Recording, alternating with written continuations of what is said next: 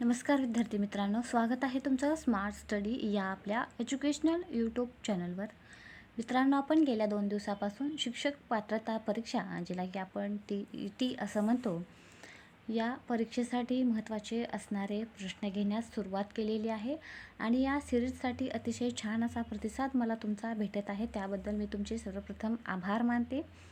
तसेच जास्तीत जास्त कंटेंट देण्याचा माझा प्रयत्न असेल, जेणेकरून तुम्हाला या परीक्षेमध्ये घवघवीत असं यश मिळेल. तर मित्रांनो, जास्त घाबरण्याची काहीही गरज नाही आहे. सध्या शांततेचा काळ आहे आणि या शांततेच्या काळामध्ये तुम्हाला अभ्यास एकदम चांगला असा करायचा आहे, जेणेकरून तुम्हाला या परीक्षेमध्ये 100+ मार्क्स घेण्यापासून कोणीही रोखू शकणार नाही. तर चला मग सुरुवात करूया आजच्या व्हिडिओला. आणि आजच्या व्हिडिओमधील पहिला प्रश्न आहे, मानसशास्त्र हे शिक्षणाचे आधारभूत शास्त्र आहे असे कोणी म्हटले आहे? तर असे स्किनर यांनी म्हटलेले आहे. आता अशी जी विधाने आहेत, ती विधाने तुम्ही तोंडपाठच करायची आहेत की कोणत्या शास्त्रज्ञाने नेमकं काय म्हटलेलं आहे, कारण यावरती जास्तीत जास्त प्रश्न विचारले जातात. यानंतर पुढील प्रश्न आहे, आधुनिक मानसशास्त्र हे खालीलपैकी कशाचा अभ्यास करते? तर आधुनिक मानसशास्त्र जे आहे तर ते मानवी वर्तन व त्यामागील कारणांचा अभ्यास करते. यानंतर पुढील प्रश्न आहे, डिस्ग्राफिया ही अध्ययन अक्षमता किंवा अकार्यक्षमता खालीलपैकी कोणत्या दोषाशी संबंधित आहे? अतिशय महत्त्वपूर्ण असा हा प्रश्न आहे, लक्षात ठेवा. आत्तापर्यंत 2 ते 4 वेळा हा प्रश्न विचारण्यात आलेला आहे. तर डिस्ग्राफिया जो आहे ते अध्ययन अक्षमता किंवा अकार्यक्षमता, ज्याला आपण म्हणतो, तो लेखन क्षमतेशी संबंधित आहे. यानंतर पुढील प्रश्न आहे, एक विद्यार्थी डॅश डॅशने ग्रस्त आहे, त्यामुळे तो आणि वॉच व न्यूक्लिअर आणि अनक्लिअरमधील फरक ओळखू शकत नाही. तर त्याला आपण काय म्हणतो? तर याला म्हटलं जातं वाचनदोष, ज्याला की डिस्लेक्सिया असं म्हटलं जातं. आत्ताच आपण पाहिला लेखन दोषासाठी काय नाव आहे? डिस्ग्राफिया. गणितीय दोषासाठी नाव काय आहे? डिस्कॅल्क्युलिया. तर वाचन दोषासाठी नाव आहे डिस्लेक्सिया. हे शब्द लक्षात ठेवा आणि अशाच्या असे हे पाठ करा. यानंतर पुढील प्रश्न आहे, खालीलपैकी बालकाच्या शैक्षणिक विकासाच्या दृष्टिकोनातून उपयुक्त असलेले सूक्ष्म गतिक कौशल्य खालीलपैकी कोणते आहे? तर ते कौशल्य आहे, जर आपण ऑप्शनचा विचार केलात तर चढणे, लेखन, हसणे आणि धावणे शैक्षणिक विकासाच्या दृष्टिकोनातून म्हटलेलं आहे. तर याचं उत्तर काय येणार आहे? लेखन. यानंतर पुढील प्रश्न आहे, अध्ययनासंदर्भात स्कॅफोल्डिंग ही संज्ञा काय सूचित करते? तर ही जी संज्ञा आहे ती संज्ञा सूचित करते अनुभवीकडून अध्ययनार्थ्याला अडचणाप्रती आहे, इथं थोडंसं टायपिंग मिस्टेक आहे, अडचणाप्रती मदत करून प्रेरणा देणे. तर लक्षात ठेवा, स्कॅफोल्डिंगची संज्ञा ही काय सूचित करते? अनुभवीकडून अध्ययनार्थ्याला अध्ययनात अडचणाप्रती मदत करून देणे. यानंतर पुढील प्रश्न आहे, प्रज्ञावान बालके ही डॅश डॅश. तर प्रज्ञावान जी बालके असतात सामान्यतः शिक्षकांना नापसंत करतात का? तर हा पर्याय येऊ शकणार नाही. शारीरिकदृष्ट्या कमजोर असून सामाजिक आंतरक्रियात मागे राहतात, हाही येणार नाही, कारण ती प्रज्ञावान बालके आहेत. अभिरुचीनुसार कोणत्याही क्षेत्रात श्रेष्ठ कामगिरी करू शकतात. तर हेच आपल्या प्रश्नाचं उत्तर असणार आहे, ऑप्शन नंबर 3. जर ऑप्शन नंबर 4चा विचार केला तर सामान्यतः शाळेत जाण्याचा कंटाळा करतात. प्रज्ञावान बालके हे करणं शक्य नाही. ऑप्शन नंबर 3 याचं हे उत्तर असणार आहे. यानंतर पुढील प्रश्न आहे, व्यक्तीच्या अंतर्गत शारीरिक प्रक्रिया कोणत्या स्वरूपाच्या असतात अशी जिज्ञासा सातत्याने असणारा विद्यार्थी पुढील शिक्षण घेऊन कोण बनण्याची शक्यता असते? मित्रांनो, तुम्हाला परीक्षेमध्ये काही अशाही प्रकारचे प्रश्न विचारले जातात. जास्तीत मोठे जरी प्रश्न दिसत असले तरी तुम्ही काळजीपूर्वक शेवटपर्यंत प्रश्न वाचत राहा, तुम्हाला त्याचं उत्तर नक्की येईल. तर याचं उत्तर आहे शल्यचिकित्सक. कारण तो अंतर्गत शारीरिक प्रक्रिया कोणत्या स्वरूपाच्या असतात अशी जिज्ञासा सातत्याने असणारा विद्यार्थी म्हटलेला आहे. म्हणजे या ठिकाणी राजनेता येणार नाही, कवी येणार नाही, तसेच वाचकही येणार नाही. यानंतर पुढील प्रश्न आहे, खालीलपैकी कोणत्या मुलांच्या शिक्षणासाठी सांकेतिक भाषेचा वापर केला जातो? तर सांकेतिक भाषेचा वापर आपण करतो जे मूकबधिर मुलं असतात त्यांच्यासाठी, दृष्टिबाधितसाठी येणार नाही, कर्णबधिरसाठी येणार नाही, तसेच मतिमंदासाठी देखील येणार नाही. सांकेतिक भाषेचा वापर आपण मूकबधिर मुलांसाठी करतो. यानंतर पुढील प्रश्न आहे, भाषा शिक्षणाची सुरुवात प्रथमतः कोठे होते? तर भाषा शिक्षणाची जी सुरुवात आहे ते आपल्या कौटुंबिक वातावरणापासूनच होते. ऑप्शन नंबर 3 या प्रश्नाचं उत्तर असणार आहे. मित्रांनो, हा विषय असा आहे की याचा जर तुम्ही काळजीपूर्वक आणि शेवटपर्यंत प्रश्न वाचत राहा, काहीही घाई न करता अतिशय शांत डोक्याने जर तुम्ही पेपर सोडवलात तर माझ्याप्रमाणेही तुम्ही 30पैकी 29 मार्क्स नक्कीच या विषयामध्ये घेऊ शकणार. यानंतर पुढील प्रश्न आहे, बालमानसशास्त्रानुसार विकासाची कोणती अवस्था सर्वात जास्त गुंतागुंतीची व कठीण आहे? तर ती अवस्था आहे कुमारावस्था, की जास्त गुंतागुंतीची व कठीण आहे. यानंतर पुढील प्रश्न आहे, बालकांच्या शिकण्यामध्ये खालीलपैकी कोणता घटक अत्यंत महत्त्वपूर्ण असल्याचे व्यागोटस्की म्हणतो? आता इथं नवीन व्यक्तीचं नाव आलेलं आहे, व्यागोटस्की. अतिशय महत्त्वपूर्ण हा प्रश्न आहे, लक्षात ठेवा. तर या प्रश्नाचं उत्तर असणार आहे सामाजिकता. तर सामाजिकता हा जो घटक आहे तो अत्यंत महत्त्वपूर्ण असल्याचे व्यागोटस्की याने म्हटलेलं आहे. कशामध्ये? तर बालकांच्या शिकण्यामध्ये. बालकांच्या शिकण्यामध्ये हा घटक अत्यंत महत्त्वाचा आहे असं कोण म्हटलेलं आहे? तर व्यागोटस्की. हे जे नावं आहेत हे अतिशय महत्त्वपूर्ण तुम्ही लक्षात ठेवा आणि हाही प्रश्न खूप वेळा विचारण्यात आलेला आहे. यानंतर पुढील प्रश्न आहे, खालीलपैकी शिक्षकांशी संबंधित अध्ययनास प्रभावित करणारा घटक कोणता? तर बैठक व्यवस्था असणार आहे का? नाही. विषयावर प्रभुत्व ऑप्शन नंबर 2 आहे. तर या प्रश्नाचं उत्तर असणार आहे विषयावर प्रभुत्व, कारण हा घटक शिक्षकांना अध्ययनास प्रभावित करणारा घटक आहे. शालेय वातावरणाचा याच्याशी काहीही संबंध नाही, तसेच शाळेचा देखील काहीही संबंध नाही. यानंतर पुढील प्रश्न आहे, एक शिक्षक प्रश्नपत्रिका विशिष्ट उद्देशांना अनुसरून बनली की नाही याची पडताळणी करत आहे, तर यास काय म्हणतात? विशिष्ट उद्देशांना अनुसरून बनली आहे की नाही याचा पडताळा करत आहे, तर यासाठी याला म्हटलं जातं विषयवस्तू सप्रमाणता. ऑप्शन नंबर 4 या प्रश्नाचं उत्तर असणार आहे, लक्षात ठेवा.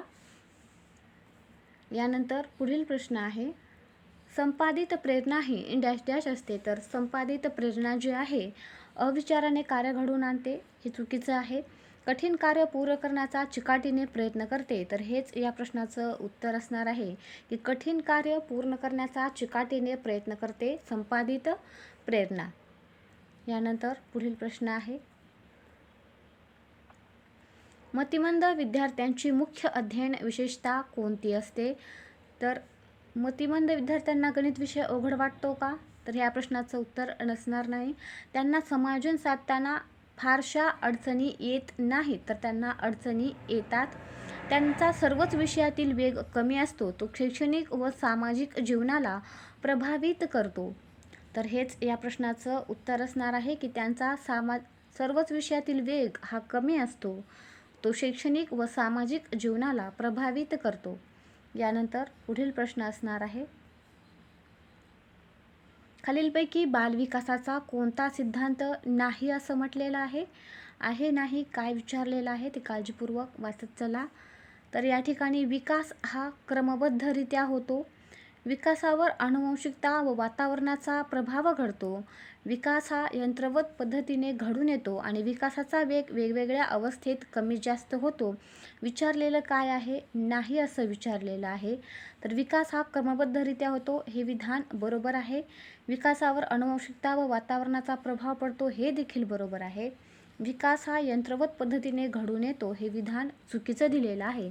म्हणजेच हा या बालविकासाचा सिद्धांत नाही. यानंतर पुढील प्रश्न आहे, विद्यार्थ्यातील सुप्त क्षमतांच्या विकासासाठी खालीलपैकी कोणत्या शिक्षणाची सध्या गरज आहे असं म्हटलेलं आहे. तर या ठिकाणी विद्यार्थ्यांमधील सुप्त क्षमतांच्या विकासासाठी म्हटलेलं आहे. तर बालकेंद्रित शिक्षण असणं अतिशय गरजेचं आहे, जेणेकरून त्यांच्या सुप्त क्षमतांचा विकास होणार आहे. शिक्षक केंद्रित असू शकणार नाही, माध्यम केंद्रित असू शकणार नाही. यानंतर पुढील प्रश्न आहे, खालीलपैकी अध्ययनाचे प्रमुख क्षेत्र कोणते असा हा प्रश्न आहे. तर तुम्हाला जे उत्तर वाटतं ते एलिमिनेशन मेथडनं जा. कारण जेव्हाही तुम्ही उत्तराची निवड करता तर अगोदर कुठला पर्याय येणार नाही याचा विचार करा. 4पैकी ऑप्शन कट करत चला, जेणेकरून तुम्ही फास्टमध्ये बरोबर उत्तराच्या जवळ जाणार आहात. आता अध्ययनाचे प्रमुख क्षेत्र कोणते असा हा प्रश्न विचारलेला आहे. तर व्यवसाय असणार आहे का? नाही. त्यानंतर भावनेचा आणि अध्ययनाचा संबंध आहे का? अध्यात्म देखील नाही. अनुभवातून व्यक्ती शिकत असतो, अध्ययन करत असतो, तर अध्ययनाचे प्रमुख क्षेत्र आहे अनुभव. यानंतर पुढील प्रश्न आहे, खालीलपैकी विकासाचा सिद्धांत कोणता आहे असा हा प्रश्न आहे. तर वाढ आणि विकास यावरती भरपूर प्रश्न विचारण्यात आलेले आहेत. तुम्ही मला कमेंटमध्ये सांगा की थेअरीही घ्यायची आहे का, मी त्यावरही व्हिडिओ बनवलेन. सर्व व्यक्तींच्या विकासाचा वेग समान नसतो म्हटलेला आहे. काळजीपूर्वक वाचत चला. असतो नसतो ही विधाने आपण वाचत नाही आणि त्यामुळेच आपले इथं मार्क जात असतात. सर्व व्यक्तींच्या विकासाचा वेग समान नसतो हे विधान बरोबर आहे आणि हा सिद्धांत देखील आहे विकासाचा. आपण इतर वाक्य पाहूया. विकास हा सूक्ष्माकडून स्थूलाकडे होतो, हे विधान चुकीचे आहे. विकासाचे शारीरिक, मानसिक, भावनिक ही अंगे परस्परावर अवलंबून नसतात म्हटलेलं आहे. तर असतात हे विधान चुकीचं दिलेले आहे. आणि विकासाचे ठराविक असे टप्पे नसतात म्हटलेलं आहे, हे देखील विधान चुकीचं दिलेलं आहे. यानंतर पुढील प्रश्न आहे, दुसरीच्या वर्गात शिक्षक अध्यापन करताना फळे ही संकल्पना समजावण्यासाठी विविध फळे वर्गात दाखवतात व विद्यार्थ्यांशी फळासंबंधी चर्चा करतात. शिक्षकाच्या अशा स्वरूपाच्या अध्यापनामुळे विद्यार्थी डॅश असं दिलेलं आहे. तर विद्यार्थी अध्ययन करण्याचा कंटाळा करतो का? तर हे येऊ शकणार नाही, कारण कृतीयुक्त आहे. शिक्षक जे आहेत ते अध्यापन करताना फळे ही संकल्पना समजवण्यासाठी विविध फळे विद्यार्थ्यांना दाखवत आहेत, चर्चा करत आहेत. त्यामुळे अध्ययन करण्याचा कंटाळा विद्यार्थी करणार नाहीत, ज्ञान निर्माण करण्याचा प्रयत्न करतो. तर हेच याचं योग्य उत्तर असणार आहे की ज्ञान निर्माण करण्याचा प्रयत्न केला जातो यामधून. त्यानंतर फळे खाण्याचा विचार करतो, हेही येऊ शकणार नाही. आणि विविध फळांची माहिती मिळवतो. आता विविध फळांची माहिती तर तो मिळवतोच, पण या अध्यापनामुळे विद्यार्थ्याचा सर्वांगीण विकास होत आहे. त्याला ज्ञान निर्माण करण्याचा तो प्रयत्न करत आहे, जिज्ञासू वृत्ती त्याची निर्माण होत आहे. जे समर्पक उत्तर आहे तेच योग्य निवडा. यानंतर पुढील प्रश्न आहे, प्रेरणा खालीलपैकी कोणाला उद्दीपित करते? तर जी प्रेरणा आहे अंतःप्रेरणा आणि बाह्य प्रेरणा असतात. टॉपिक वाईजमध्ये आपण हे पाहणार आहोत. तर प्रेरणा जी आहे ती प्रेरणा उद्दीपित करते क्रियाशीलतेला. तर प्रेरणा सवयींना उद्दीपित करणार नाही, संकटांना उद्दीपित करणार नाही, त्याच प्रकारे प्राण्यांना देखील करणार नाही. यानंतर पुढील प्रश्न आहे, डी ॲनिमा नावाचा ग्रंथ कोणी लिहिला? तर या प्रश्नाचं उत्तर असणार आहे ॲरिस्टॉटल. ॲरिस्टॉटल यांनी डी ॲनिमा नावाचा ग्रंथ लिहिलेला आहे आणि या ग्रंथामध्ये त्यांनी आत्म्यासंबंधीचे विचार स्पष्ट केलेले आहेत. हाही प्रश्न येऊ शकतो, कशाचे विचार स्पष्ट केलेले आहेत? तर आत्म्यासंबंधीचे विचार स्पष्ट केलेले आहेत. त्यानंतर प्लेटो जे आहेत, तर प्लेटो यांनी प्लेटो आहेत. तर प्लेटो यांनी रिपब्लिक नावाचा ग्रंथ लिहिलेला आहे. कोणता? रिपब्लिक. हेही लक्षात ठेवा, यावरही प्रश्न विचारला जाऊ शकतो. आणि या ग्रंथामध्ये त्यांनी व्यक्ती भिन्नतेसंबंधीचे, कशाचे? व्यक्ती भिन्नतेसंबंधीचे विचार मांडलेले आहेत. प्लेटो यांच्याबद्दल हे लक्षात ठेवा, यावर प्रश्न विचारला जाऊ शकतो. यानंतर पुढील प्रश्न आहे, मानव आणि मानवेतर प्राण्यांच्या वर्तनाचे शास्त्र ते मानसशास्त्र अशी व्याख्या कोणी केलेली आहे? तर ज्या व्याख्या आहेत त्या व्याख्यावर खूप वेळा प्रश्न विचारण्यात आलेले आहेत. त्यामुळे हे पाठच ठेवा की मॉर्गन, किंग आणि रॉबिन्स या तिघांचीही व्याख्या आहे. व्याख्या अतिशय महत्त्वाच्या असतात आणि त्यावर आतापर्यंत वारंवार प्रश्न विचारण्यात आलेले आहेत. त्यामुळे मानव आणि मानवेतर प्राण्यांच्या वर्तनाचे शास्त्र ते मानसशास्त्र अशी व्याख्या कोणी केली? तर मॉर्गन, किंग आणि रॉबिन्स यांनी केलेली आहे. हे लक्षात ठेवा.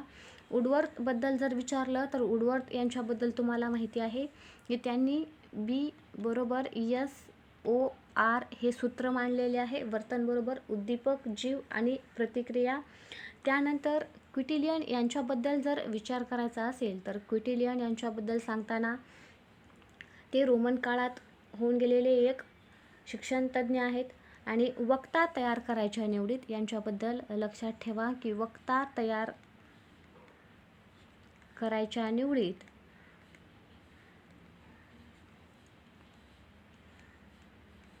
व्यक्तीची बुद्धी लक्षात घ्यावी लागते. व्यक्तीची बुद्धी लक्षात घ्यावी लागते असे त्यांनी म्हटलेलं आहे.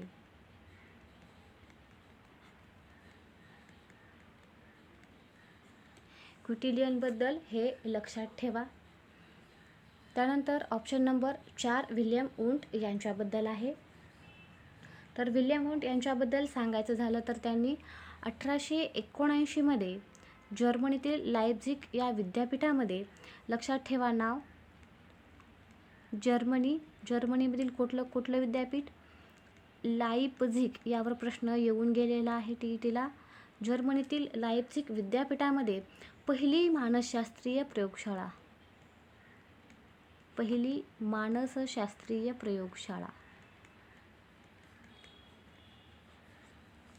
त्यांनी स्थापन केलेली आहे, विल्यम वुंट यांनी. यानंतर आजच्या व्हिडिओमधील शेवटचा प्रश्न आहे, अध्ययन अध्यापनाशी संबंध असणारी मानसशास्त्राची जी शाखा आहे म्हणजे शैक्षणिक मानसशास्त्र होय अशी व्याख्या कोणी केलेली आहे? ज्या 4-5 व्याख्या आहेत त्या व्याख्या लक्षात ठेवणं अतिशय गरजेचं आहे. तर या प्रश्नाचं उत्तर आहे C.E. स्किनर यांनी ही व्याख्या केलेली आहे की अध्ययन अध्यापनाशी संबंध असणारी मानसशास्त्राची शाखा म्हणजेच शैक्षणिक मानसशास्त्र. या ठिकाणी फ्रोबेल हे नाव आलेलं आहे. तर फ्रोबेल यांचा विचार केला तर फ्रोबेल यांच्यासोबत हर्बार्ट आणि पेस्टॉलॉजी हे 3 विचारवंत जे आहेत या विचारवंतांनी सांगितलेलं आहे की शिक्षकाचे अध्यापन मानसशास्त्राला धरून असावे. काय सांगितलेलं आहे? शिक्षकाचे जे अध्यापन आहे ते मानसशास्त्राला धरून असावे.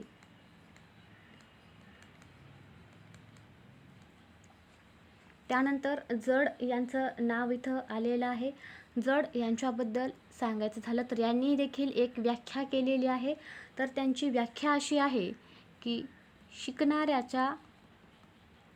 शिकणाऱ्याच्या वर्तनाचा व त्या वर्तनाच्या मुळाशी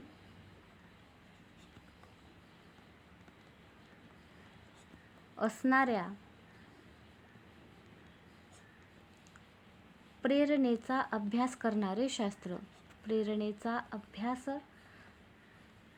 करणारे शास्त्र म्हणजे शैक्षणिक मानसशास्त्र. ह्या ज्या व्याख्या आहेत त्या कोणी केल्या आहेत? शास्त्रज्ञ. त्यांच्या व्याख्या हे लक्षात ठेवा, अतिशय महत्त्वपूर्ण या गोष्टी आहेत. तर आजच्या व्हिडिओमध्ये आज आपण इथेच थांबणार आहोत. भेटूया पुढच्या व्हिडिओमध्ये तुमचे किती प्रश्न बरोबर आले ते मला तुम्ही कमेंट बॉक्समध्ये नक्की सांगा. तर भेटूया पुढच्या व्हिडिओमध्ये. व्हिडिओ आवडल्यास व्हिडिओला लाईक, मित्रांसोबत शेअर आणि चॅनलला सबस्क्राईब करायला विसरू नका. तसेच व्हिडिओ पाहिल्याबद्दल तुमचे मनापासून आभार.